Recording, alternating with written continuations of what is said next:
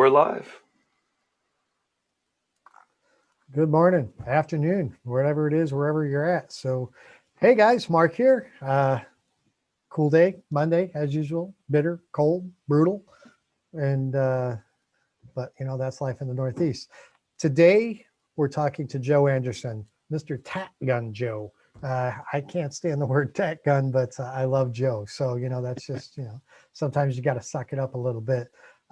Joe is an outstanding tattooer, graffiti artist, muralist, painter, all around great guy.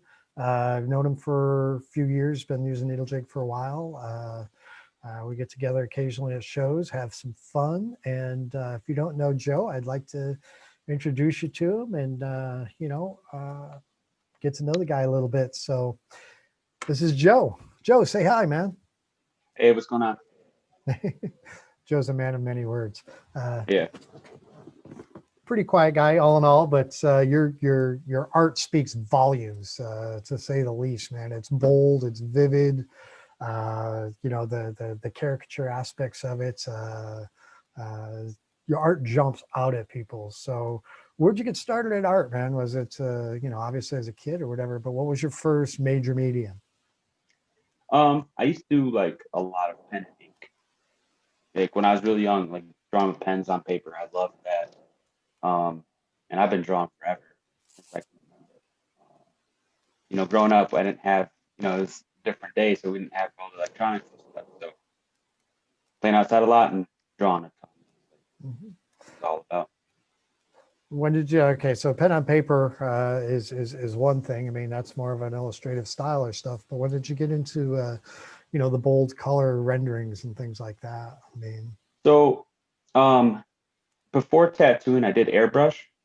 So I used to do t-shirts and stuff like that, which is fun. It was interesting. And that was all just like high contrast, bright color, in your face stuff. So I think a little bit of that, maybe comes from that. And then obviously with tattooing, you want to go for bold, high contrast work, just especially being more into color. I think you got to kind of push those down. is anybody else? You're breaking up to me just a little bit, Joe. There, Gabe, Man. is he clear or what? What are you hearing, Gabe? Yeah, it's breaking up a little bit. You might want to just redo the answer to that one. Okay, all right. So go back to the airbrushing, man. How'd you get your start? Were you airbrushing T-shirts on a like a fishing wharf or something like that, or what were you doing with the airbrush? So I used to go with these couple of guys. It was called CC Airbrush, and we used to go just travel around different events. A lot of like kids sporting events. You do T-shirts, hats, and then every now and then helmets. I did do a lot of sneakers too. I got really into that. And then we actually set up a kiosk at the Fox River Mall in Appleton. And I was like the main dude there. So I did a ton of stuff there. So you basically tended to soccer moms. That's for the most part, man. Like. Yeah. Okay. So that explains your the female rendering aspects, man. A lot of cougars in your world in the early stage of life. That explains some things right there. For sure. When did you start tattooing, Joe? I started my apprenticeship in 2010. I think I did my first tattoo in 2011, like as an apprentice. Okay, where did you apprentice at? At Colt's Timeless Tattoos. Oh man, really? Yeah. Awesome. That's cool. That's cool. I did not know that, man. That's an interesting tidbit. So yeah, it's kind of funny because he's like a black and gray guy, and I'm like super color. Yeah, but I mean, I've known you for years, but I guess we all know each other to some degree for sure. But I guess I had no idea that he played that big a role in your beginning. That is awesome. Yeah, airbrushing is actually how I met those guys because they had the shop at that mall, Mm-hmm. and I became friends with them. And then they, Colt kind of convinced me to to start apprenticing, um, and learning the tattoo stuff. And he actually introduced me to a lot of new school guys early on, like obviously like Jesse Smith, which was pivotal for me having an interest in tattooing, because for me at that point, all I knew of it was, kind of like shaky, traditional, I guess, you know what I mean? Like I Yeah, didn't just really know drunken anything about it. sailors and, you know, military Yeah. and bikers, right? Yeah. I had no idea that there was like this whole other world because I hadn't Well, been introduced to it. oh, I think that world was still relatively recent back then too. It was like, eh, art wasn't even art now is a huge pivotal or a huge portion of what we do these days. But when I even started, even like back in like 92 and whatnot, the artistic part was still smaller, it was still more, street shop, flash, all that other, fun stuff, military, bikers and all that. And over the years, the tables have turned on that. The art, the real artists have become, and not to say that the artists of days gone by are not real artists, but the people that brought true artistic qualities into tattooing and art as it's known in the museum world into tattooing is still relatively recent. So, I mean, that was maybe a 50-50 split about then. Now it's all art. It's hard to find the I don't want to say less desirable shops, but the traditional shops, they don't exist that much anymore. Almost all shops are custom, the definite majority, I think. What do you think? Yeah. There's also definitely a lot more private studios, Mhm. where with social media, you as an individual artist have such a strong following that you don't necessarily depend on a shop with a reputation, their advertising campaign, whatever they're doing. You can really be a lot more independent these days. So I think that's kind of changed that quite a lot. Um, Well, that's a and I huge think, pro and con for some people. It just depends on their ambition and skill set. yeah, I think for me, I like working at a shop because I like to do art. I don't want to have to take on too much responsibility. I don't really like the overwhelmingness of all these different social medias and taking care of all these things. I feel like I'm always neglecting something. So working at a shop is nice for me because it frees that time up and I can just focus on my art, try to draw and Mhm. paint more. Yeah, I know a lot of guys that leave shops and they go to private studios, and I'm like, man, uh, I don't think I would ever want to do that. It's the camaraderie in a shop is awesome. To be able to feed off of other people's artistic input and the critique and all that back and forth. I mean, that to me is everything. When you get stuck in a private studio by yourself, I know people do it and they do it very well, but to me, limiting your exposure to other artists is counterproductive. So, Oh, for sure. Um, Not one of us can say we would be where we're at without the help of others. mm, And they all play a pivotal role, whether it's been good or bad, whatever the relationships were. Um, Everybody has something to teach you, and you can learn anything from anyone. Um, so distancing yourself from that, I don't think is really good for anybody's career as far as growth is concerned. okay, so we got you starting out with airbrushing, moving into tattooing. Where along the timeline did you get into like the large scale murals, graffiti, and things like that? Um, well, I always had an interest in graffiti growing up. It was a huge influence in my style and ideas and things like that. Um, but I kind of didn't really do much of it during tattooing. I kind of just committed everything to tattooing. Um, and then the last couple years, I was like, man, I want to get back into this, and I love spray painting. Fun. It's fun to do things big. and it's super efficient. Like that's what I really love about it. So I started getting back into it. Did a few pieces. I built a practice wall at my house. Um, just kept layering up over that thing a bunch, and then this last year, 2020, um, tattooing being shut down and not really tattooing much when I could again, and everything that transpired, it freed up a lot of time for me. And I met up with somebody that I had been following online, an artist named Salt Rock. I met up with him, and then we started kind of painting together, and that pushed me to like paint more.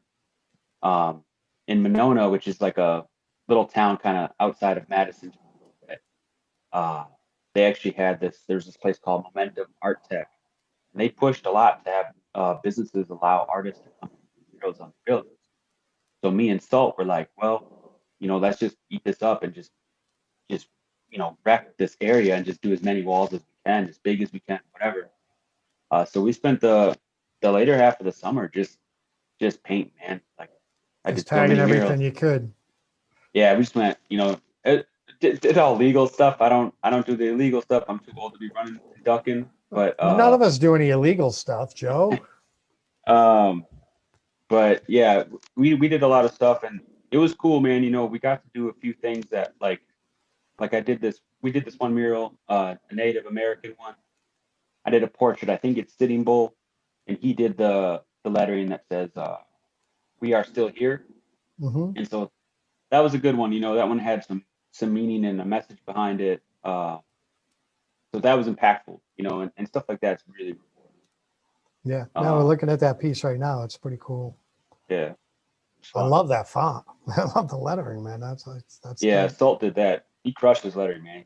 Stuff Ah, like edgy and like grimy. He's a good dude. nice. Nice, man. So, and that was like one of the things I was like, I remember we talked, a little bit early on when this whole pandemic thing was first starting, and nobody nobody knew what was going on, and nobody still knows what's going on realistically. But Hard to find. it's insane, man. But like, I mean, what I'm curious about is how this has affected you. Obviously, you just said, you got more back into your large scale art, and to get back to roots and fine tune those skills and whatnot. But like, I think a lot of us have had to be a little more creative as to how we're putting food on the table, what we're doing, things like that or whatever. So, well, without prying too personally, but like, maybe you can help out some other artists by giving other people ideas as to what you've done during this time that's enabled you to just keep moving forward. Okay, so a couple things that happened that kind of like changed my situation a lot. Um, Initially, Wisconsin said no tattooing, and we contacted our landlord to communicate with her about that. But she wasn't having it. Like she wasn't really willing to work with us on rent.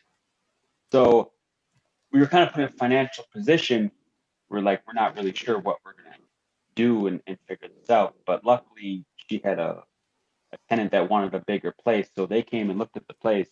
They liked it. They took over the lease, so that I was able to leave that lease.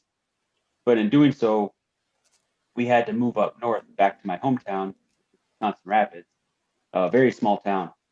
Um, the benefit of that is the cost of living here is next to nothing. I'm paying maybe a third to live Right. as what I was in Madison. Um, and then to sort of balance like making money, not tattooing, um, I do a lot of online auctions on my Instagram and sometimes Facebook. So I'll just take an old painting of mine that's just kind of been laying around, which most of them do just lay around. Uh, and I'll just post it and I'll say, hey, auction away, comment with your price, and whoever has the highest bid at this time, they get the painting. Cool. Um, I'll do that because I'm pretty prolific about painting a lot. So I have a lot of paintings I can do that, but then I don't get too emotionally attached to them. Um, so I'll do that, and that gets me extra money. I don't always get as much money as I would like to get off of a painting, but it's cool because I get a little bit extra cash. my painting's hanging up at somebody's place or at a shop or whatever, and then it motivates me to paint something new. So Well, yeah, it's and you're just on to the next. I mean, it just becomes cyclical, which is awesome. So for those that are interested, it is Tat Gun Joe, his Instagram. If you want to follow along or buy yourself some cool art to hang on your wall, definitely encourage you to do that. I've been kind of bugging Joe to do a painting for me, man, but oh he's a yeah. busy, he's a busy guy. He's a busy guy, but that's Yeah, all I right. forgot about We'll that get too. it Yeah, done, man. We'll get it done. yeah, But yeah, no, go support Joe and support other artists. Uh, do what you can to help out those that are affected by this, well, this situation we're all in.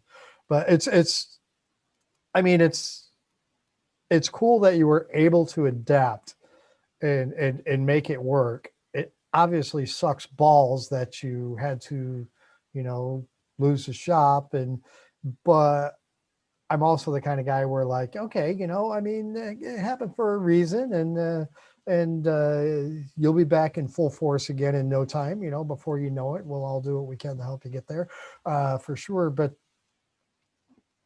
this last year's been like big time for reflection on my part as to uh, what I am doing with my time, what I feel I should be doing with my time, and what I want to do with my time. Those things are generally always conflicting.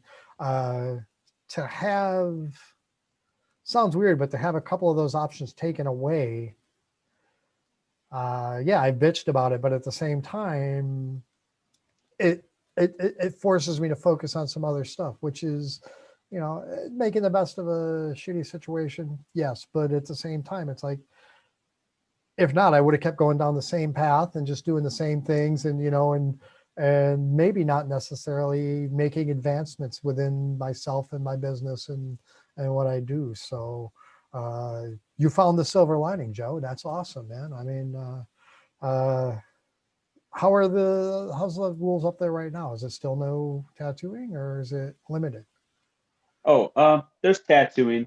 The only real stipulation they have on us is, and I guess it kind of depends on where you're at, but you just have to wear a mask.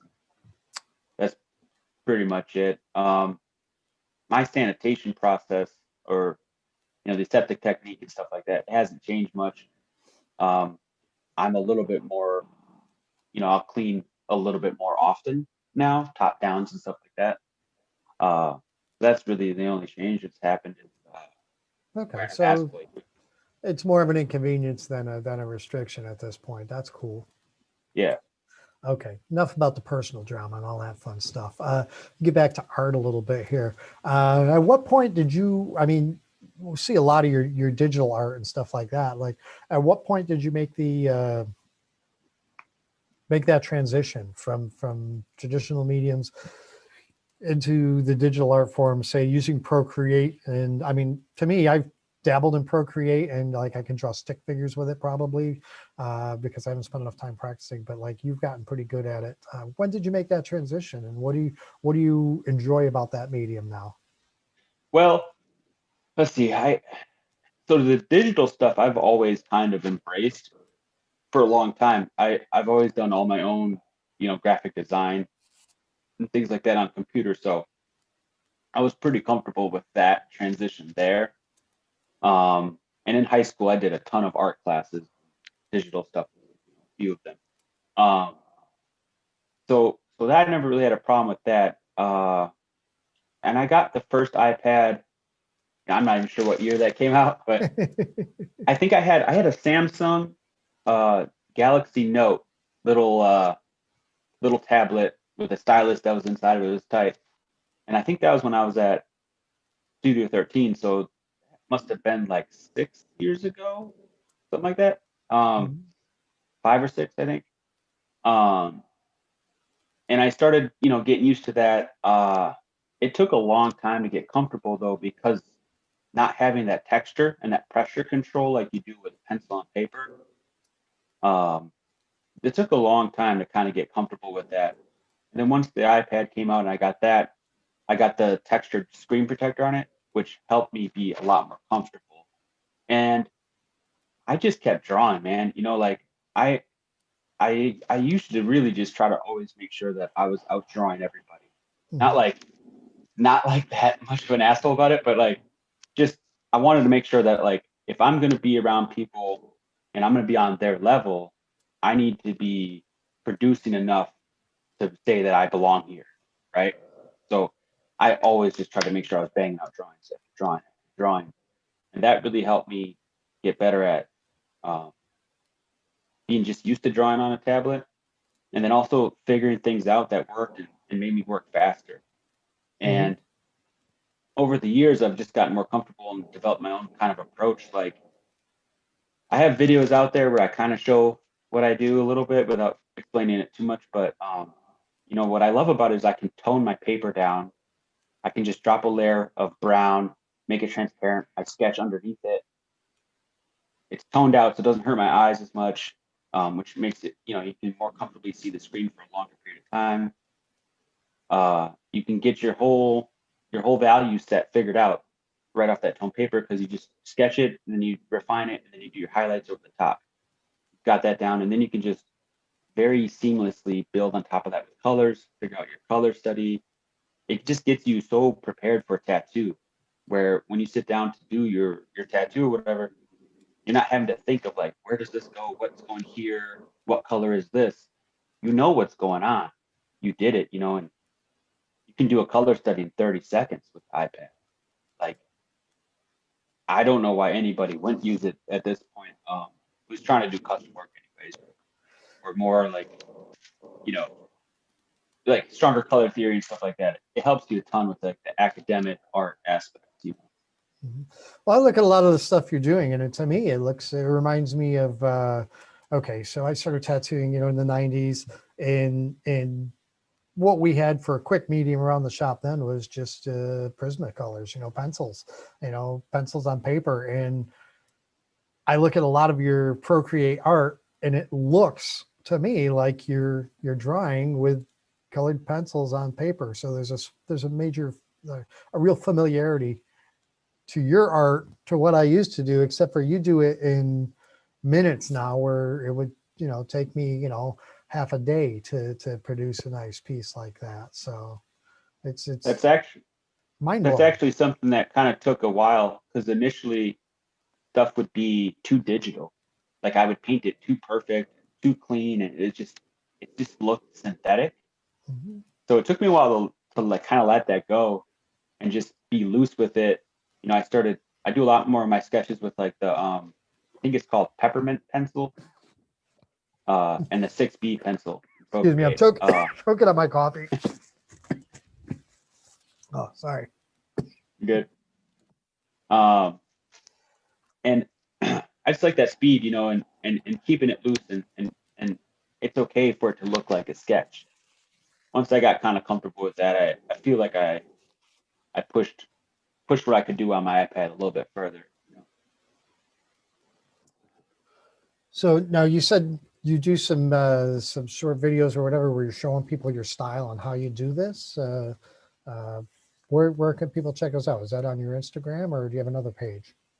On my Instagram, every now and then, because with Procreate you can do a time lapse replay, um, and it just basically just plays what happened through the drawing. You can do it like for a fraction of the time, or you can do it for 30 seconds.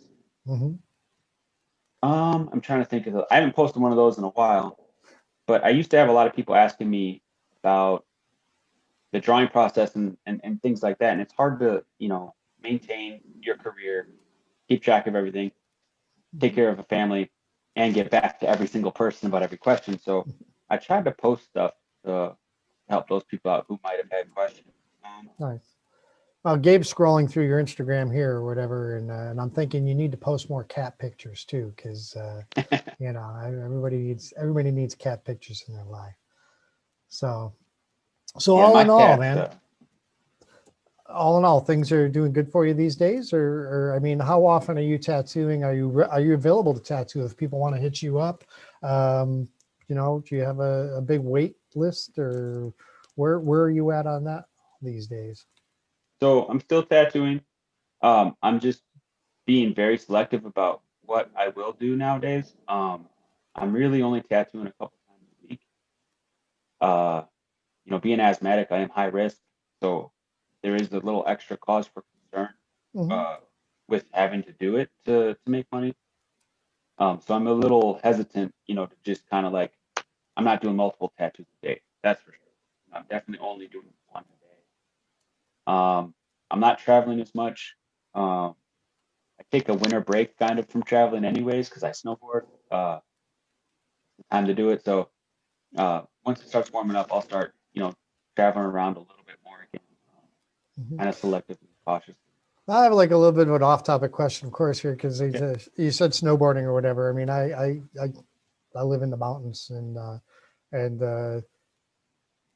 with the whole pandemic thing or whatever, I mean, obviously you're outdoors, you're relatively social distance, stuff like this. How is that working out for you? I mean, because I even thought about skiing again this year. I haven't skied in 30 Okay. years, just for something to do. But I mean, do you feel safe out there or whatever, or are there crazy restrictions on that too? Has nothing to do with Um. tattooing. I'm just curious. Oh yeah. No, that's cool. No, I feel fine out there. You're geared up. You're already wearing face mask anyways. You know. You got goggles on too. If anything, you're probably more protected than you Mhm. are at a grocery store. But the only thing is that they're just trying to make sure when people are in the line, they're wearing their mask while they're down there to get on the lift, Mhm. um, and trying to social distance while you're in line waiting. So they're controlling that a little bit more, which is slowing it down a little bit on the busy days. But it's okay, it's worth it. It kind of depends on the place, though. I travel around to different spots and snowboards, trying to chase the powder and stuff. Some places they have a limited amount of tickets they'll sell in a day. Some places are doing a lottery system. Some places, like season pass holders, get priority. Everybody's kind of having their own rules about that. So you've got Mhm. kind of just want to get on, and you've got probably at least 3 ski hills in your area that you can go to within an hour. You just want to see who's got what kind of stipulation. Try to Yeah. follow that. I'm curious. I like to. Well, I can't say I like.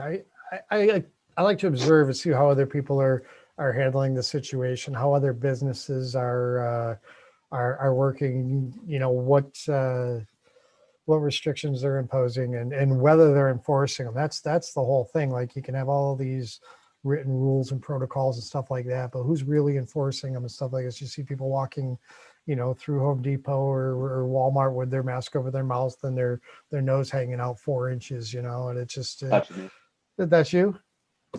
No, they're always touching the Oh, mask and then they're touching other stuff and it's just cross contamination. You I know. mean, unfortunately, a lot of tattooers I know don't understand cross contamination well enough. I can't expect the general public Right. to remotely grasp that topic. But just the idiocracy I see out there constantly. But I mean, I'm curious as to seeing how other businesses handle it. Most businesses I go into don't say anything to anybody. It's luckily where I'm at. Majority of the people are pretty respectful, but there's always those few, and it doesn't seem like those people get addressed. You just got to head 2 aisles over and avoid them, and that's that. So, Yeah, I think as far as the ski hills are concerned, everybody's been seems to be like on board with whatever. Like some places you have to be like I was just up in Michigan, um, kind of like right by Lake Superior, mountains. In Michigan, you can't eat inside. So I got my kid a burger or whatever. We just had to go outside and eat. Not a big deal. That was kind of different because in Wisconsin, you can still at the ski resorts even you can still eat inside. They just have limited seating. So the rules kind of change, wherever mhm. you're at. But for the most part, everybody I've been seeing at those places is kind of following along. Not See, really I'm not fighting. eating inside anywhere. Me and my wife usually go out for date night. I mean, we haven't had a date night, Yeah, you out guys at do a that like once a restaurant week, in a right? year. What's that? You guys used to do that like once a week, I thought, Yeah, right? at least once a week we go out and have dinner, at our favorite restaurant, and we haven't done that in a year really. And now we get food to go from there, and we support our restaurants that we enjoy by getting takeout and things like that. But I mean, uh, I just don't even want to go there for now. I mean, until a reasonable portion of the world is vaccinated and they have some better treatments, I'm not. There's no need. I miss it, but I'm also like, it's not that big a deal to me. I like being home. I'm okay with that. Yeah. If I can get my favorite too. food at home, and I can eat my favorite food, maybe sitting in my pajamas, then that's a win-win for me. And the beer's cheaper at home than it is at the restaurant. So what the hell? So I don't know. That's just my perspective. And in Massachusetts, I want to say if we even leave the state or go somewhere, when we come back, we got to supposedly self-quarantine for a certain number of days and all this and that, blah, blah, blah. I don't even want to leave my state. I just say, I want to go see you all, but I don't want to deal with the implications of crossing 8 state lines to get where I'm going, and dealing with everybody's, hysteria along the way. It's not worth it to me, man. I can wait. I'm not going anywhere anytime soon. So I don't think, but we'll just postpone things for a little longer, I guess. But you're bouncing around from state to state, and you're comfortable with that. I mean, obviously, I'm 'cause not you're going. doing it, but I'm not going too far, out of my area or whatever. But I'm, with that, like, I'm going to such rural areas. There's nothing, and I'm not right. in contact with anybody. Yeah. So Just so you know, as a guy that lives in one of those rural areas, we frown upon the motherfuckers coming in from out of state and bringing their virus sickened asses with us. Because I mean, it's in jest, but we live in an area where there's a lot of people come up from the heavily populated areas, New York City. They have resort homes up here. They have timeshares up here. They have everything. So when it strikes hard down there in those metro areas, they come running up here.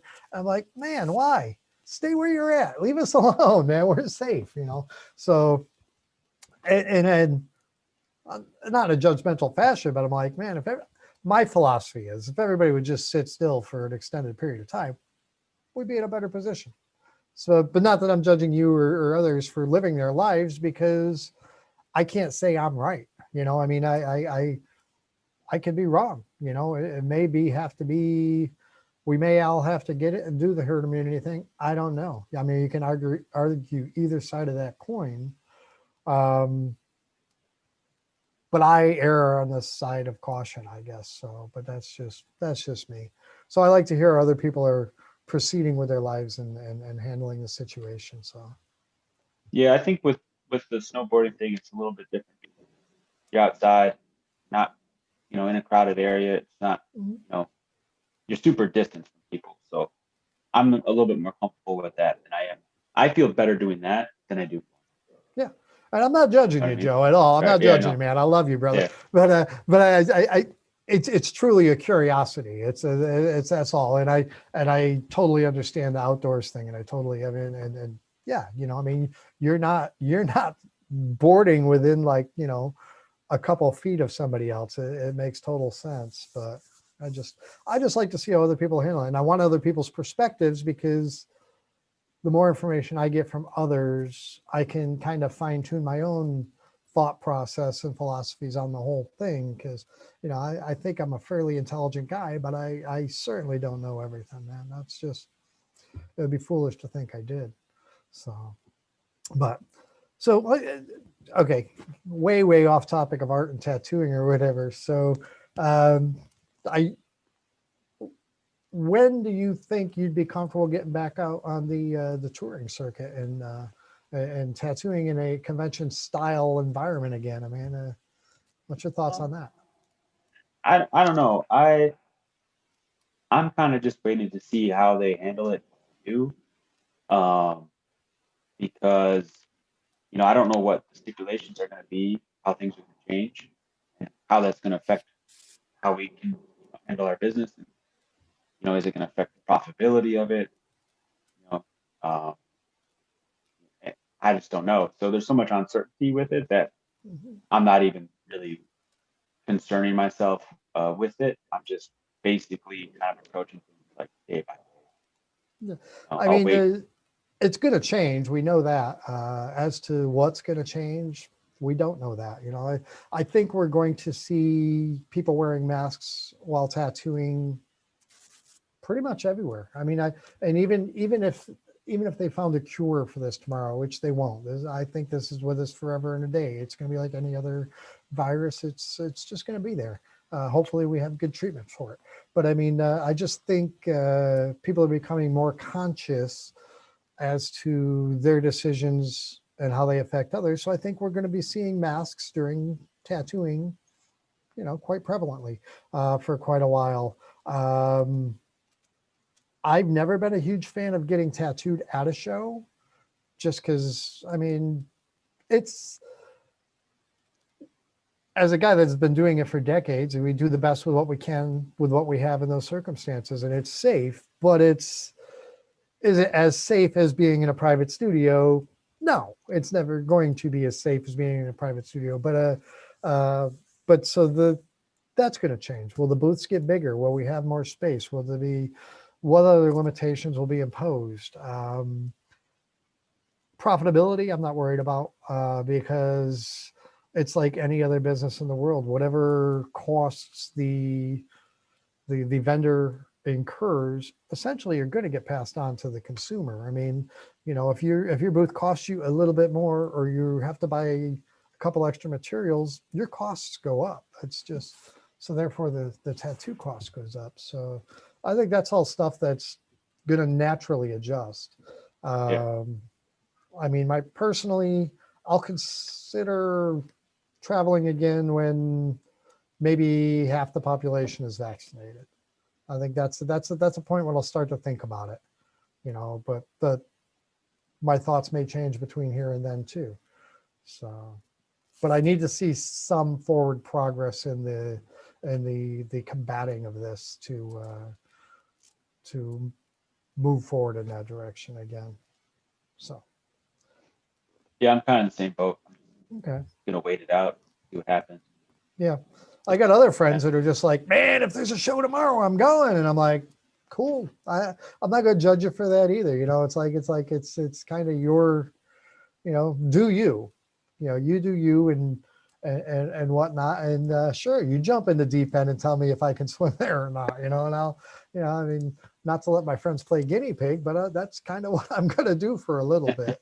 You know, as you get older, you everything heals slower. So, you know, you twist your ankle, it takes months and months to heal. Or, you know, when you're in your 20s, you sprain your ankle and you're back out running that weekend. It's a different world now. So be a little more cautious in my older age. I've slowed down a little bit on most stuff, but like even snowboarding now, it's like I wiped out the other day because I was just fucking too hard and hit a rock, and like it popped off of it, wasn't ready, and I fell, and like my arm got pulled up, and like my arm's still sore from something that like a few years ago I'd have been fine.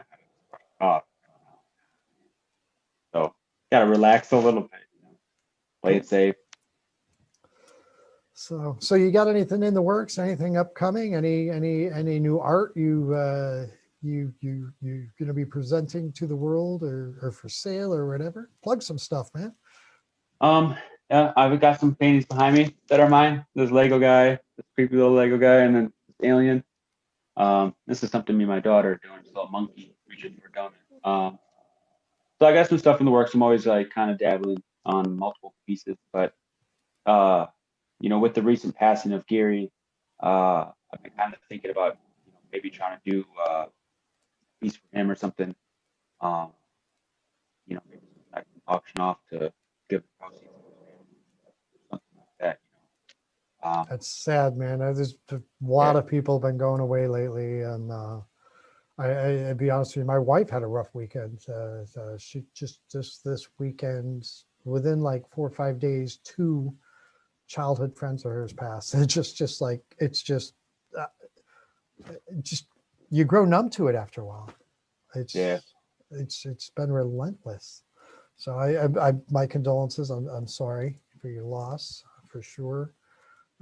It's just strange damn time. So you want to do something like memorial, or are we gonna do Yeah, I some? think so. I'm trying to think of something like, I don't know, I can do where I take, kind of like pay homage to his style. He has, such a strong, identifiable approach and style to tattooing art.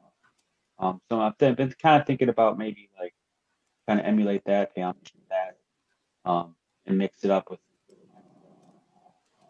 So I've been, playing with that in my mind. Um, that's kind of been something I've been thinking about the last couple of days. Um, and then right now I'm just trying to figure out some printer issues so I can start producing. I want to produce large scale prints like this size, like 24 by 36. Everybody does 9 by 12. The teens, I want to do bigger, more powerful art prints. So I got a printer. I'm just trying to fine tune the ink setup and stuff. It's kind of a headache. But work on that every now and then just to try to get prints pumped out. I'm gonna revamp my website soon. Just try to push more of the online art aspect of stuff, especially since tattooing it's in a weird place right now. Got to take it slow. You're breaking up a little bit more here again. No, it's You just might when just you. try getting closer to the microphone if possible. That might be the Yeah, right. I'll could scoot help. in. All right, so tell us about this new printer again. So you're working on some large scale stuff. Yeah, I got a big printer so I can do 24 by 36 prints. I think I can actually do 24 by like 90, but I want to do larger scale prints and start pushing online art market like that a little bit more. Um, just to kind of try to adjust for tattooing slowing down for me. Mm-hmm. But Um, you're doing this all in house. You're bringing the full production in house here. So, you get this thing running nice. Who knows? You might be able to print stuff for other people. It might be a few extra bucks there too. So, yep. Yeah, I've done a few prints for people in the past. It's just something it's a different learning curve, you know. yeah. Paper issues, ink issues, and computer communication, troubleshooting, and all kinds of things you gotta just adjust to and learn, which is good. I like learning, man. I'm a super nerd, so Mhm. whenever I have an opportunity to learn new stuff, try new things, go through new struggles, uh, and you accomplish those goals and come Yep. out a lot stronger. I love that stuff. So Yeah. No, just this morning, I got a big old box arrived from the Netherlands. It's upgrade kit for my 3D printer, my dual extruder 3D printer. So they got a new upgrade for it. So I just jumped right on. So as soon as I get off the horn here with you, I'm going to go over there and dismantle my printer and yeah, put a bunch of new parts in and learn some new firmware, software upgrades, all that, and hopefully have a little fun with that to work yeah, on that some new stuff's fun. prototypes and stuff. Yeah, I like you said, learning something new. And I need to know how it works. That's why I like to build my own and stuff like that too. Because I hate when something's not working and I have to rely on somebody else, call a technician or something, and wait. I don't like waiting. I'm not a patient Yeah, person. So this way here, seeing how I built the whole printer from the ground up, something goes wrong, I can usually get in there myself, figure it out, and move forward. So yeah, I would love to get a 3D printer. I've thought about like taking my art into like a 3D molding program, mhm. making it more realistic or whatever, and then 3D printing it. Like that's something that I would eventually really, really, really love to get into. I think especially because the stuff I draw, I try to think of it three-dimensionally. Mhm. I think that plays a big role in how I approach the drawing and coloring and stuff, light sources. Um, so for me, that'd be super fun to actually make 3D. Well, I'm no genius in that area, but I definitely have some experience and some other friends that are pretty damn good at it. So that I rely on when I need a little help here and there. So hit me up if you need a little information or whatever. But I would say you get a couple of cheap printers to start with. I want to say Creality makes one called the Ender 3 version 2 about $250 for a decent filament printer. Not going to be production quality, but I mean, to get familiar with it, you can make some cool stuff and really get familiar with it. Find out if you like it. If you like it, then you jump in the deep end of the pool and you spend a few $1,000s getting a nice production quality printer. But you know, you don't want to spend that kind of money and then find out you know, you're not as fond of it as you thought you were. Right. And same thing with the resin printers. I bought a relatively inexpensive resin printer, which is the coolest thing. Starts with a bath of epoxy, really, or plastic resin, and then UV rays cures. It's just cool stuff. But I bought a cheap one, a $300 one to play in that sandbox for a little bit too, and then if I like what it's doing, or if I have a real use for it within the business, I'll get a nicer one. But yeah, I like to tinker, man. I'm a prototyper, inventor, so it works for me. But I'll help you in any way I can with that. Or if I can, Yeah, if I appreciate can't it. help you, I will get you in touch with some people that then definitely can help you. So, but Yeah, I'll let you know once I start getting into it. But like I said, it's definitely I have a strong interest in it. Seeing cool. my stuff in 3D and being able to actually like hold it and whatever be pretty Well, cool. if you make some small 3D models or stuff like that too, and you want to see what they look like 3D printed, you know, we'll get together offline and send me the files and Yeah, for sure. print you out a little piece, and you can see kind of have somewhat of an expectation as to you know, what the limitations are. So Yeah. really the limitations are based on the amount of money you want to spend. I mean, there are like $1 million 3D printers out there. It's insane. Yeah. But I mean, That's you don't pretty need to crazy. go that far, yeah. But realistically, production quality, you could probably expect to spend $5,000 on a really nice 3D printer where you can feel comfortable selling the products coming off of it. You know, you might be able to get away with a $2,000-3,000 printer, but you know, you're going to have to do more legwork on that. But that's Yeah, a more wet sandy.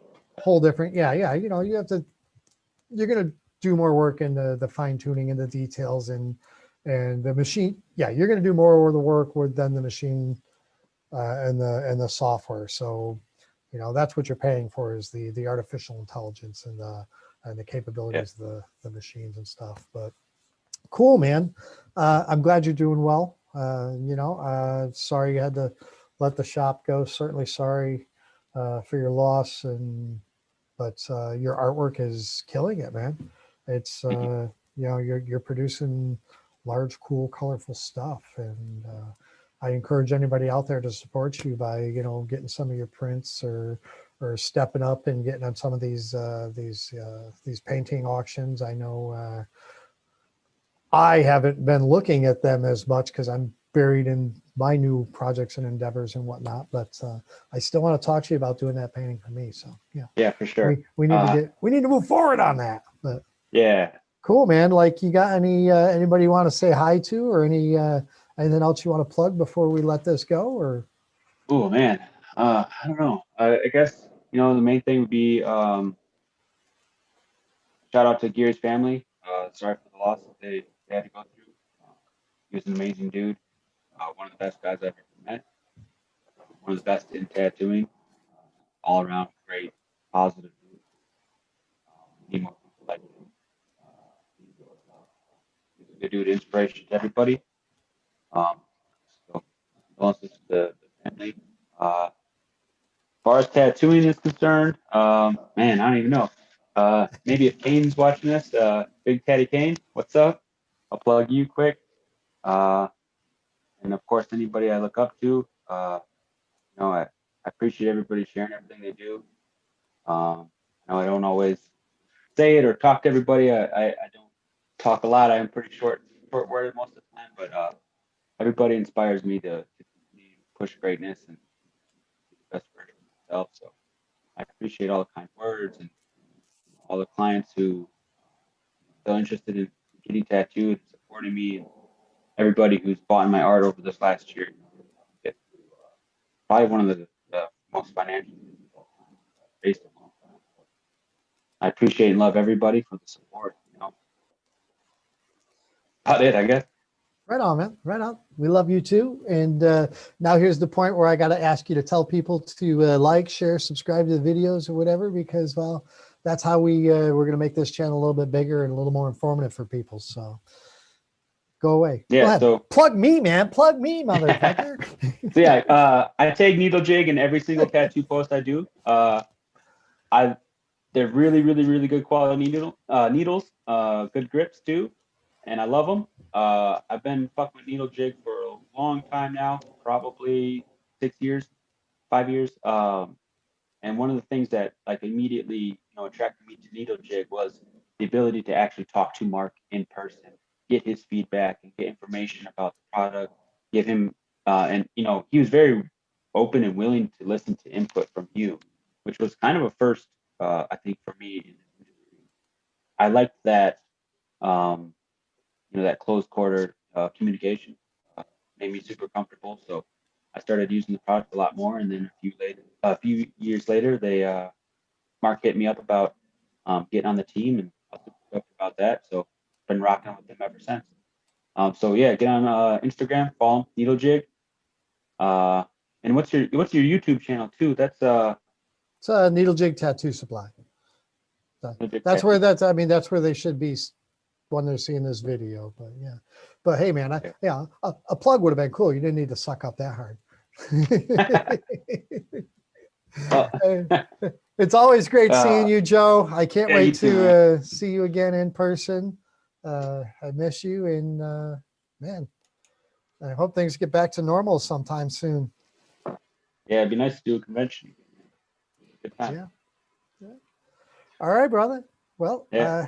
I just want to say thank you to all the viewers. Appreciate you guys tuning in. Be sure to follow Joe, check him out, support a brother during these dismal times we're all living in. And, if he comes into your area, make sure you get tattooed by him, because his stuff's sick, man. If you're interested in his style, he does it very well. So thanks again, Joe.